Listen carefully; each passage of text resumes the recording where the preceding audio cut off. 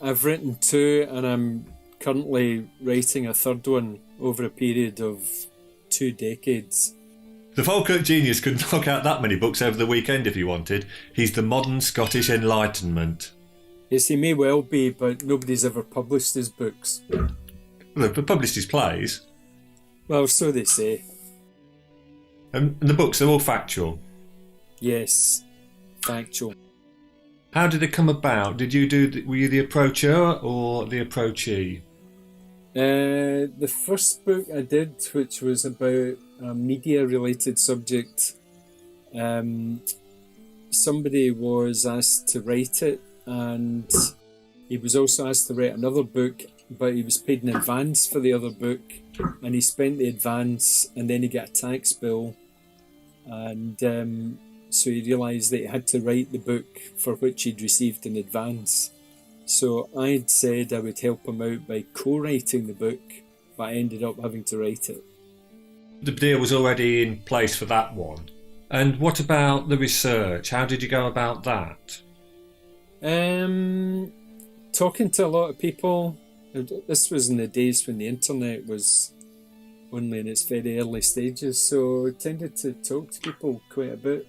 A lot of meetings and a lot of telephone conversations, mainly. And did you have to call on your contacts? Yeah. And a lot of research in libraries with cuttings and all that stuff. And what did you use? The Glasgow library? I used a couple of newspaper research libraries and the Mitchell Library in Glasgow, yeah. Did you have to pay for the newspaper research libraries? No, I was pulling favours in those days. It was in the days when newspapers still had their own research libraries. So you went to the actual newspapers themselves and used their libraries? Yeah. And how long did you have to research before you started writing? Or did you write while researching? I probably researched, it was part-time, so I probably researched over a period of months.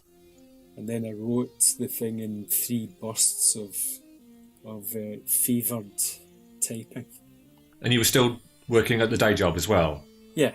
And was that not somewhat excessive? Well, it might have been, but people don't make money writing books, really. So most people who write books do it in their spare time. Well, why do it if you're not going to make money? Well, I think partly because people might think they've got a good idea for a book, partly because they want to see if they're capable of writing a book, which is even for a writer is quite a big demand. Writing 80, 90, 100,000 words or more is quite demanding. So a lot of people write their first book almost as a test of their abilities. Is that how you saw your first book? To some extent, yeah. Although, as I said, the original plan was that I was going to co-write it with somebody else. And would you see that as a dipping your toe into the water? Yeah. Rather than going straight off onto your own and doing one? Well, no, it was more circumstances, but yeah. Some people start writing books by contributing to books that are edited by others, for example. Sometimes you're asked to write a chapter of a book rather than the whole book. And how long did it take? You said you had 3 periods at it. How long? What was the length of those periods? Probably a week or 2 each. Maybe not as long as that. The first big period was a solid week of typing. You know what you're going to write. And how many words did you have to produce in that period? Well, I think the total of that book was about 80,000 words. So in that week, I probably wrote about 30,000, something like that.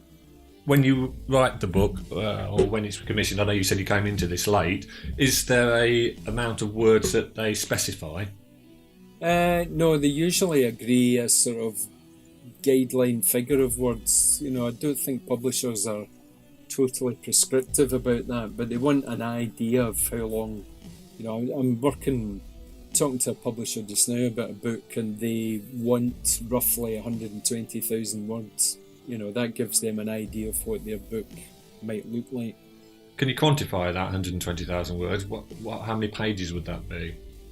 Not without a calculator, no. I think off the top of my head, I think an average book is maybe about 300 words to a page, something like that, maybe. Don't know. So the second book, then, were you the approachee or the approacher on that one? The second book, somebody approached me to write, and it was much more of a commercial proposition, so I agreed a rate for the book, and the rate was based on the number of chapters in the book. So I wrote 13 6,000 word chapters for an agreed fee. Why would they agree on chapters? Surely a chapter can be any length it wants, or was that agreed on as well, that there would be a certain length? Well, each chapter covered a different subject within the overall context of the subject of the book.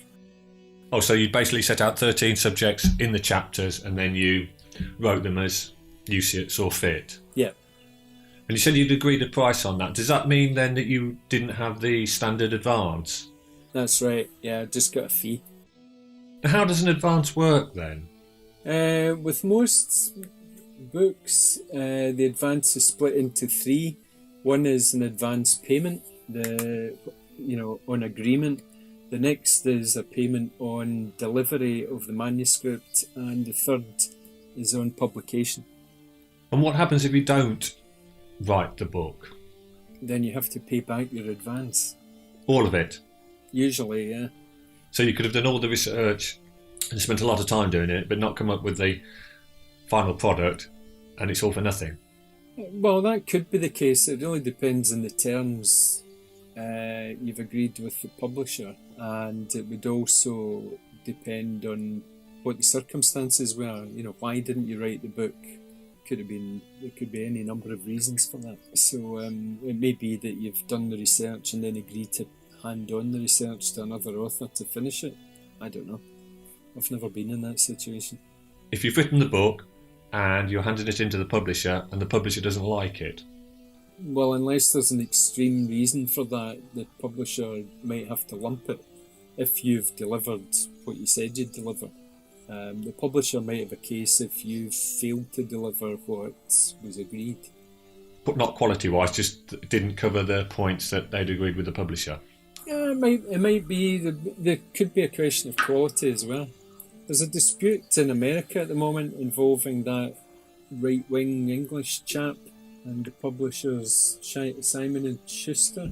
And basically their claim is that he didn't deliver to the quality they expected. What right-wing English chap? Would I know him? Can't remember his name. Milo? He worked for Breitbart. And that is? Breitbart's a right-wing website that used to be run by Steve Bannon, Donald Trump's erstwhile friend. Oh, it's politics then. I'm not likely to know it. Try and keep up with the news. No. So the second book then that you've been approached to, or this book you've been approached to do at the moment. What did you think about writing a third book? Well, I'm quite interested in writing this book. Is it the subject that you've spoken to me about? It might be. Right. But I haven't agreed to do it yet. What's holding you back? Well, my personal circumstances are, and also just trying to work out whether I've got time to do it.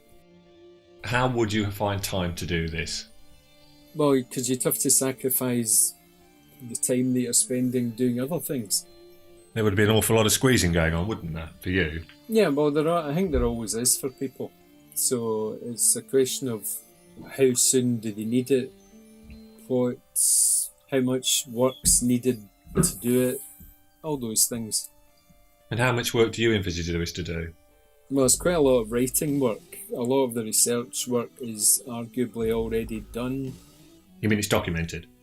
Yeah, or I've done it already. Because you'd had the idea to do this before, or just something you'd done in day to day? Well, partly that, but it also involves court proceedings that I sat through for several weeks, so it's already already have the research from that.